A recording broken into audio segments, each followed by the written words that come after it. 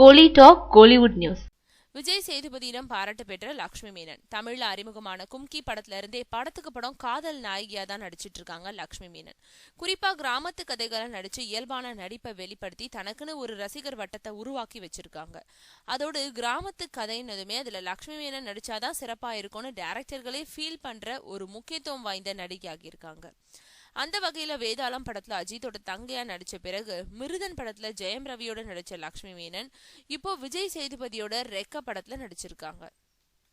கதைப்படி அரசியல்வாதியோட மகளா நடிச்சிருக்கோம் லக்ஷ்மி மேனனுக்கு ஏழையான விஜய் சேதுபதி மேல காதல் ஏற்பட அவரோட ஊரை விட்டே ஓடி வருவாங்களாம்.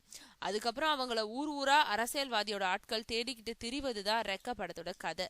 இந்த படத்துல பல காட்சிகள்ல யதார்த்தமான காதல் உணர்வுகளை தன்னோட முகத்துல பிரதிபலிச்சு விஜய் சேதுபதி உள்பட பட யூனிட் கிட்ட பலமுறை கைத்தட்டல் வாங்கினாங்களாம் லக்ஷ்மி மேனன்.